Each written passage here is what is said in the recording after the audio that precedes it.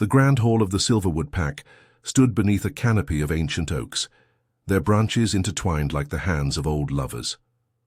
Moonlight filtered through the leaves, casting silver patterns across the stone floor where hundreds of wolves had gathered for the harvest moon ceremony. The air hummed with anticipation, thick with the scent of pine smoke and wild jasmine from the ceremonial braziers. Ilara stood at the edge of the assembly, her hands folded against her worn apron. She had prepared the feast: roasted venison glazed with honey and rosemary, wild mushroom tarts, berry-stuffed pheasants that glistened under candlelight. Every dish had been crafted with meticulous care in the palace kitchens, where she worked in blessed obscurity. Cooking was her language, the only voice she trusted when her own faltered and died in her throat. The omega mark on her wrist seemed to burn tonight, a crescent moon enclosed in thorns. She touched it absently, remembering her mother's gentle words before the fever took her. "You have gifts others cannot see, little one. Your silence holds more truth than their noise." But tonight silence would not protect her. Ilara of the kitchen staff stepped forward. Beta Marcus's voice cut through the festive murmur like a blade through silk. The crowd parted, creating a pathway of judgmental stares and curious whispers. Ilara's heart hammered against her ribs as she moved toward the raised dais where the pack's elite sat in their ceremonial furs and silver ornaments. Her fated mate, Garrett, stood beside the Beta. He was beautiful, in the way autumn storms were beautiful, dangerous and distant. His dark hair fell across sharp cheekbones, and his amber eyes held the fire of an alpha-born wolf destined for greatness. They had discovered their bond 3 moons ago, when he'd wandered into the kitchen seeking midnight wine. The connection had snapped between them like lightning splitting an oak, sudden, undeniable, and terrifying. He had smiled then, touched her face with wonder, and promised to speak with the elders, but that Garrett was gone. The man before her now wore ambition like armor. "I, Garrett Thornridge of the Silverwood Pack, reject you, Ilara, as my fated mate." His voice rang clear and cold across the assembly. "I cannot bind myself to an Omega who brings nothing but silence and servitude to our bloodline." The moon goddess must have erred. The words landed like stones in still water, rippling outward in gasps and murmurs. Ilara felt the mate bond tear inside her chest, a physical ripping that stole her breath and sent white-hot agony through every nerve. She stumbled, catching herself against a pillar as the world tilted sideways. Someone laughed, then another. Soon, cruel amusement spread through the crowd like poison through roots. "The mute Omega thought she could be Luna," a woman whispered loudly enough to carry. "She belongs in the kitchens, not beside a future alpha," another agreed. Ilara's vision blurred with unshed tears, but she would not give them the satisfaction. She straightened, despite the pain shredding her insides, despite the bond's severed ends writhing like wounded animals in her chest. She opened her mouth to accept the rejection, to speak the words that would complete the ritual, but nothing emerged. Her voice, always fragile, had fled entirely. The silence stretched. Garrett's jaw tightened with impatience. "She cannot even speak her acceptance," he said, contempt dripping from every syllable. "Perhaps that is blessing enough." Thunder cracked across the clear sky, a sound that froze every wolf present. The ceremonial fires flared suddenly bright, their flames turning from orange to silver-white. A pressure descended upon the gathering, making dominants drop their gazes and Omegas sink to their knees instinctively. The Alpha King had arrived. Theron Nightshade stepped from the shadows between the oaks, as if the darkness itself had given him form. He was legend made flesh, the ruler of all northern territories, the wolf who had united 5 warring kingdoms under a single moon. His presence carried the weight of ancient forests and forgotten winters. Black hair fell to his shoulders, and eyes the color of storm clouds surveyed the assembly with a predator's patience. He moved through the crowd, and it parted like water before the prow of a ship. His focus never wavered from the small Omega still clutching the pillar, still bleeding internally from a bond torn too soon. "You dare conduct rejections during the harvest moon?" Theron's voice was quiet, yet it carried to every corner of the hall. "You dare insult the goddess by mocking her chosen bonds before her sacred witness?" Beta Marcus fell to one knee immediately. Garrett hesitated only a heartbeat before following suit, though his pride showed in the rigid line of his shoulders. "Your Majesty, I meant no disrespect," Garrett began. "I only sought to free myself from an unsuitable—" "Silence." The command was absolute. Theron stopped before Ilara, so close she could smell cedar and winter rain on his skin. His eyes, when they met hers, held something unexpected. Recognition, perhaps, or curiosity. "Are you hurt, Omega?" Ilara tried to speak, the words built behind her teeth, desperate for release. But her throat had become stone. Shame burned through her as fresh tears finally spilled down her cheeks. She could only shake her head, though they both knew it was a lie. Theron's expression softened almost imperceptibly. He removed his ceremonial cloak, midnight blue lined with silver wolf fur, and draped it across her shoulders. The weight of it felt like safety, like shelter from a storm she hadn't realized she'd been drowning in.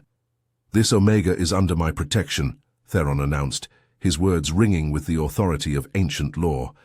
"Anyone who harms her answers to me personally. Is that understood?"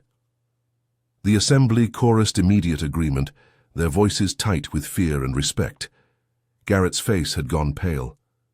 "Your Majesty, surely you don't intend—" "I intend to ensure the sacred laws are honored," Theron interrupted, still not looking away from Ilara.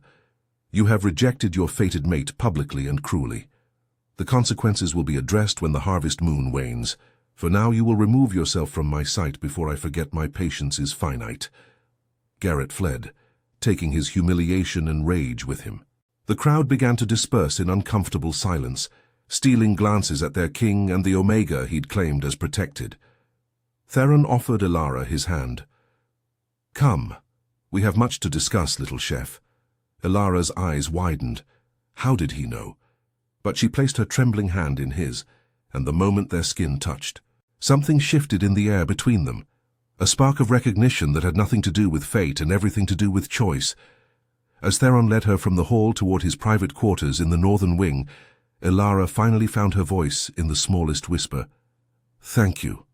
He glanced back, and for the first time since his arrival, he smiled. "Do not thank me yet, Omega. I have a proposition for you, and it requires courage far beyond enduring rejection." The moon hung full and silver above them as they disappeared into the palace, leaving behind the ruins of one destiny and walking toward the forging of another. Chapter 2. The kitchen of Kings Theron's private quarters occupied the highest tower of the palace, where floor-to-ceiling windows overlooked the endless expanse of the northern territories. Mountains rose in the distance, like teeth against the starlit sky, and below, the forest stretched dark and wild, a kingdom of shadows and ancient songs. Ilara stood in the center of the sitting room, still wrapped in the king's cloak, feeling desperately out of place among the rich tapestries and carved furniture. She could smell old books, weapon oil, and something distinctly Theron, that cedar and winter rain scent that made her wolf stir with cautious interest despite the bond wound still aching in her chest. Theron poured 2 glasses of wine from a crystal decanter, his movements precise and unhurried. He offered her one, which she accepted with shaking hands. "Sit, please," he said gently, gesturing to a chair near the fireplace. "You look ready to collapse." Ilara obeyed, sinking into the cushioned seat. The fire's warmth began to thaw the ice that had formed around her bones in the hall below. She sipped the wine, rich and sweet with notes of blackberry, and felt some strength return to her limbs. Theron settled into the chair across from her, studying her with those storm-cloud eyes that seemed to see through flesh and bone, straight into her soul. It should have been uncomfortable, that intensity, but instead, Ilara felt strangely seen, acknowledged, real. "I know who you are, Ilara," Theron said quietly. "I know you work in the palace kitchens. I know you speak rarely, and prefer the company of herbs and spices to crowds. I also know that every dish that comes from your hands carries something extraordinary. Not magic, exactly, but care, intention, love made edible." Ilara's breath caught. She had never heard her cooking described that way, though it resonated with truth. Her mother had taught her that food was communion. that feeding someone was an act of connection more intimate than words. "I've eaten your creations during state dinners," Theron continued. "That venison tonight? I knew it was yours before I even tasted it. The way you balance flavors, the way you understand what a wolf's palate craves after a long day. That's a gift, Ilara, one worth more than hollow speeches or political maneuvering." She found her voice again, barely a whisper. "Why are you telling me this?" "Because I need that gift." Theron leaned forward, elbows on his knees, hands clasped. His vulnerability in that moment startled her. Here was the most powerful alpha in the north, letting his guard down before an Omega he'd just met. "I'm hosting the Winter Council in 6 weeks. Every major pack leader from 5 kingdoms will be here. There will be old grudges, new ambitions, and enough political tension to spark a war if handled poorly. And I need them comfortable, satisfied, at ease enough to listen rather than fight." Understanding dawned. "You want me to cook for them. I want you to feed them." Theron's smile was small but genuine. "There's a difference. I want you to create experiences that make them remember why we're pack, why we're family, why unity is worth more than territorial disputes. Food can do that, Ilara. Your food can do that." "I'm just a kitchen Omega," she protested, though something in her chest, her wolf perhaps, preened at his praise. "You're an artist who happens to work in a kitchen," Theron corrected, "and I'm offering you a position as my personal chef for the duration of the council. You would live in the guest wing, have full access to the royal kitchens and stores, and answer to no one but me. In exchange, you prepare every meal for the visiting dignitaries." Ilara's mind raced. It was opportunity and risk in equal measure. The mate bond still ached where Garrett had torn it away, and part of her wanted nothing more than to hide in the familiar comfort of the servant quarters until the pain faded to scar tissue. But another part, the part that had always yearned for more, that had poured passion into every dish, because cooking was her way of touching the world, that part whispered yes. "I don't speak much," she said carefully, meeting Theron's eyes. "I won't be able to entertain them with conversation or wit. I'll embarrass you." "You speak when it matters," Theron replied, "and you communicate through your craft in ways that render words unnecessary. Trust me, Ilara. I've sat through enough empty diplomatic flattery to last 3 lifetimes. What you offer is far more valuable: authenticity." The word settled between them like a benediction. Ilara realized with sudden clarity that Theron was offering her more than employment. He was offering her relevance, purpose, a chance to be valued for what she could do rather than pitied for what she couldn't say. "Okay," she whispered. "I'll do it," whispered. "I'll—" Theron's expression transformed, relief and satisfaction, and something warmer that made her pulse quicken. "Thank you. You have no idea how much this means." He stood and walked to his desk, returning with a small iron key. "The guest wing, 3rd door on the left. You'll find everything you need there. Tomorrow we'll discuss the menu and protocols. For tonight, rest, heal." Ilara rose, the cloak sliding slightly off her shoulders. She moved to return it, but Theron shook his head. "Keep it. Consider it armor against tomorrow's gossip." She clutched the fabric tighter, drawing strength from its weight. At the door, she paused and turned back. Theron stood silhouetted against the window, moonlight turning him silver and shadow. Every inch the legendary king, yet somehow human in his loneliness. "Your Majesty," she said softly, "why did you really help me tonight?" Theron was quiet for a long moment, his gaze distant. "Because I know what it's like to be rejected, for being different. And because power means nothing if I can't use it to protect those who deserve better than cruelty." Ilara nodded slowly, understanding passing between them without further words. She slipped into the corridor, the king's cloak billowing behind her like wings. In her new quarters, she found a room 3 times the size of her old one, with a real bed covered in soft furs, a writing desk near the window, and fresh flowers in a ceramic vase. On the desk lay a handwritten note in elegant script. "The royal kitchens are yours from dawn to dusk. Show them what an Omega with fire in her heart can create. T." Ilara pressed the note to her chest and smiled for the first time since the rejection. The mate bond still ached, yes, Garrett's cruelty still stung. But here, in this unexpected sanctuary, she felt something new stirring. Not love, not yet, but possibility. And for an Omega who had spent her life in silence, possibility tasted sweeter than any feast. Chapter 3. The Language of Sustenance. 3 weeks into her new position, Ilara had transformed the royal kitchens into her domain. She worked from dawn until the last dignitary retired, crafting breakfast spreads of herb-roasted partridge and wild berry compotes, lunch banquets featuring honey-glazed salmon and roasted root vegetables, dinner feasts of braised elk and mushroom-stuffed pastries that made even the most hardened warriors close their eyes in appreciation.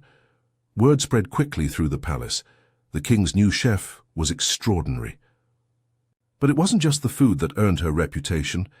It was the way she moved through the kitchens like a whisper made tangible, directing the other servants with gentle gestures and handwritten notes, never needing to raise her voice because her competence commanded respect naturally.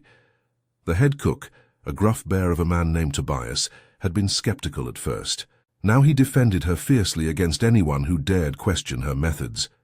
Theron visited the kitchens every morning, ostensibly to review the day's menu, but really, Ilara suspected, to check on her. They developed a ritual. He would arrive before the rest of the palace stirred. She would pour him coffee, dark and strong, the way he preferred, and they would discuss food while dawn painted the eastern windows gold. These conversations felt sacred somehow, intimate in their ordinariness. Theron would describe his diplomatic challenges, and Ilara would suggest dishes that might ease tensions. When he mentioned that the Highland Alpha was notoriously difficult, she prepared a stew identical to one his grandmother had made, comfort food that reduced the fearsome warrior to nostalgic tears and made him far more agreeable in negotiations.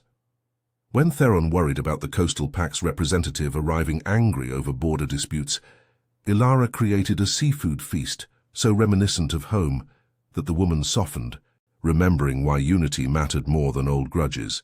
Food became diplomacy. Ilara became essential, but she also became visible, and visibility brought complications.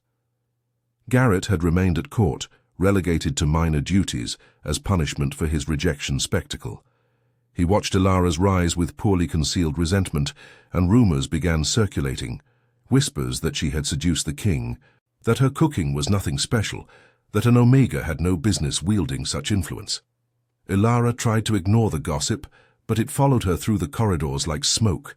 The bond wound had finally healed to a manageable ache, but seeing Garrett's hatred reminded her that some scars ran deeper than flesh. One evening, as she prepared the dessert course for a critical dinner, she found her workspace sabotaged. The cream she'd planned to whip had been salted instead of sugared. The fruit preserves she'd spent days making were knocked to the floor, their jars shattered and contents ruined. And the chocolate torte she'd already baked and left cooling had been deliberately burned with embers from the fireplace. Ilara stood in the midst of the destruction, fighting tears of frustration. The dinner began in less than 2 hours, and she had nothing to serve. She could feel the other servants watching, some sympathetic, others curious about whether the king's favorite would finally fail. "Who did this?" Tobias roared, his face red with fury. "I want names." But Ilara shook her head. Accusations would only create more conflict, and she refused to become the center of a scandal. Instead, she took a steadying breath, rolled up her sleeves, and surveyed what remained of her ingredients. She had flour, honey, nuts, and dried berries. Not much, but enough. For the next 90 minutes, Ilara worked with focused intensity, crafting individual honey cakes layered with crushed walnuts and berry reduction. They wouldn't be elaborate, but they would be made with care, and that, she'd learned, was what Theron valued most. When the servers carried the desserts into the dining hall, Ilara finally allowed herself to collapse onto a stool, exhausted and covered in flour. She didn't see Theron excuse himself from the table and make his way to the kitchens, didn't hear his footsteps until he was standing before her. "Ilara," his voice was tight with concern. "What happened?" She looked up, suddenly aware of how disheveled she must appear. But Theron's eyes held no judgment, only worry and a flash of protective anger. "Sabotage," Tobias answered when Ilara remained silent. Someone tried to ruin tonight's dessert course. She rebuilt everything from scratch in under 2 hours. Theron's jaw clenched. Do you know who? Elara shook her head, though they both suspected. Theron crouched before her, his hands gentle as he wiped a smudge of flour from her cheek. The touch sent unexpected warmth through her, and she realized with sudden clarity that the bond wound no longer ached because something new had been growing in its place, slowly, carefully, like spring flowers pushing through snow. You never stop giving, do you? Theron said softly. Even when they take from you, you find a way to nourish them. It's what I know how to do, Elara whispered. I don't speak much, my king, but I can cook. Theron smiled, and it transformed his usually stern features into something breathtaking. You do far more than cook, Elara. You heal. You connect. You remind us all why Pack matters. He stood, offering his hand. Come. You've worked enough tonight. Join us for dinner. Elara's eyes widened. I can't. I'm just... You're my honored guest, Theron interrupted firmly. And I want these leaders to understand that when they disrespect you, they disrespect me. He led her through the palace corridors, still in her flower-dusted work dress, into the grand dining hall where every major alpha and dignitary sat in stunned silence. Theron guided her to the empty seat at his right hand, the position of highest honor, and remained standing. This Omega, he announced, his voice carrying to every corner of the hall, has fed you for 3 weeks. She has learned your preferences, honored your traditions, and created experiences that have brought you comfort in a strange court. She has given you the gift of care without expectation of recognition or reward. Tonight, someone tried to destroy that gift, to sabotage her work and embarrass her before you all. The assembly shifted uncomfortably. Elara wanted to disappear, but Theron's hand on her shoulder kept her grounded. But she persevered, Theron continued, because that is who she is. Someone who gives even when taking would be easier, who nourishes even when others seek to tear down. If any of you believe that makes her weak, you understand nothing of true strength. He finally sat, his storm-cloud eyes sweeping the table with challenge and promise both. Elara stays. Anyone who has a problem with that can take it up with me personally. No one spoke. No one dared. As the dinner resumed, Elara felt the weight of dozens of gazes, some respectful, some calculating, all reassessing her worth. But the only gaze that mattered was Theron's, warm and proud as he leaned close and whispered for her ears alone, "You're mine to protect, Elara. Don't ever doubt that again." And in that moment, surrounded by power and politics but anchored by his words, Elara realized her heart had made a choice. Her mind was only beginning to understand. She was falling in love with her king. Chapter 4. The Moon's True Gift. The Winter Council concluded with unprecedented success. Treaties were signed, borders redrawn peacefully, and alliances strengthened. Every visiting Alpha credited the diplomatic environment Theron had fostered, but those who paid attention knew the truth. Elara's presence had softened hard hearts and reminded them all of simpler, more essential things. On the final night, Theron hosted a small private dinner in his quarters rather than the grand hall. Only Elara and his closest advisors attended, and the atmosphere felt less like politics and more like family. Elara had prepared a simple meal, roasted chicken with herbs from her mother's garden, fresh bread and wine mulled with cinnamon and cloves. As servants cleared the plates, Beta Marcus raised his glass.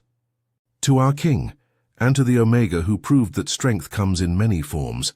Everyone drank, and Elara felt her cheeks warm with the praise.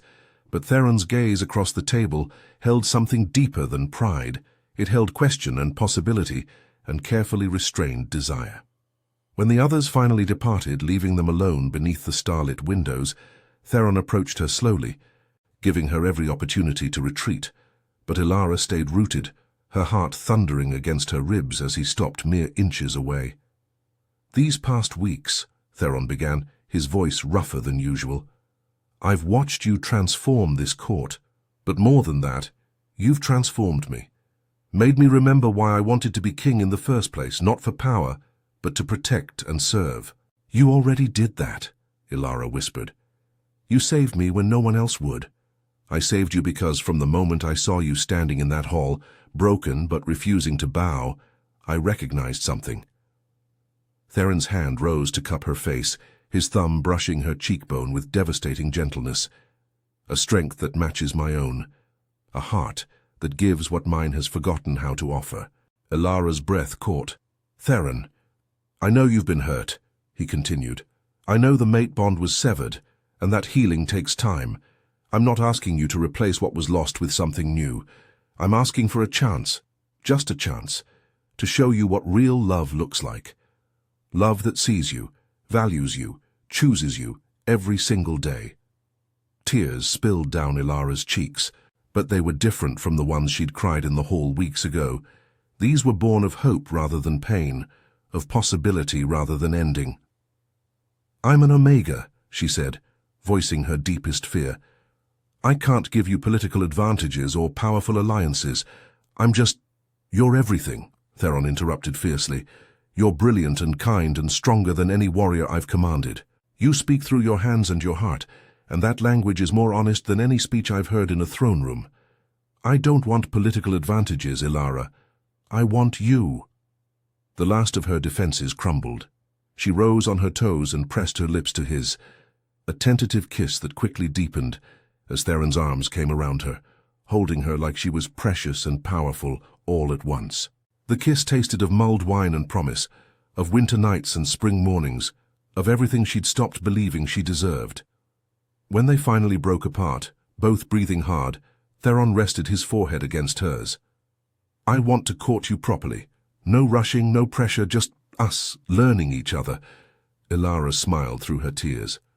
"I'd like that." "Good." He kissed her forehead, her cheeks, the tip of her nose. "Because I have a confession. I've been stealing extra desserts from the kitchens just for excuses to see you." Ilara laughed, a sound of pure joy that she hadn't made in months. "I knew someone was taking the lemon tarts." "Guilty." Theron grinned, looking years younger. "Your lemon tarts are dangerous weapons.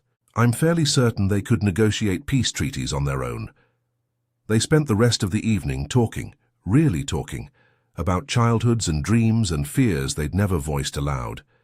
Theron told her about the loneliness of leadership, how every decision carried the weight of thousands of lives. Ilara shared her mother's stories, the way cooking had become her love language when words failed. "I think," Theron said eventually as moonlight painted them both silver, "the moon goddess knew exactly what she was doing the night we met. Not fate in the traditional sense, but opportunity, choice." "You really believe that?" Ilara asked. "I believe we're given chances," Theron replied. "And the truest test of character is what we do with them. You could have hidden after Garrett's rejection, let bitterness consume you. Instead, you created beauty, fed strangers, gave when others took." He pulled her closer, and she tucked herself against his chest, listening to his heartbeat, steady and strong and somehow miraculously beating for her. "And you," Ilara murmured, "could have let me suffer publicly, could have used your power to crush rather than protect, but you chose kindness." "We chose each other," Theron corrected softly. "The moon may have brought us together, but this, us, that's our own creation." Outside, the winter moon hung full and radiant, casting its blessing over the kingdom below. Somewhere in the palace, Garrett nursed his wounded pride, but Ilara found she couldn't summon any anger toward him anymore. His rejection had hurt, yes, had nearly destroyed her, but it had also freed her for something better, something real. 3 months later, during the Spring Awakening Festival, Theron stood before the entire court with Ilara at his side. She wore a gown of silver and blue, her hair woven with moonflowers, and when Theron took her hand, the touch felt like coming home. "I, Theron Nightshade, Alpha King of the Northern Territories, claim Ilara as my chosen mate," he declared, his voice carrying across the assembly. "Not by fate's mandate, but by choice's gift. She is my partner, my conscience, my heart made tangible. Any who question her worth question mine." The bond formed between them then. Not the explosive snap of fated mates, but something gentler and infinitely stronger. It wove through Ilara's chest like golden thread, connecting her to this man who had seen her silence and called it strength, who had tasted her cooking and recognized love. When they kissed to seal the bond, the court erupted in celebration, but Ilara barely heard it. She was too busy marveling at the impossible journey that had brought her here. From rejected Omega to beloved queen, from voiceless servant to woman whose every gesture spoke volumes. That night, in their shared quarters high above the kingdom, Theron held her close and whispered, "Thank you for teaching me that power isn't about dominance. It's about knowing when to be gentle." Ilara smiled against his shoulder. "Thank you for teaching me that silence isn't weakness. It's just another way of saying what matters most."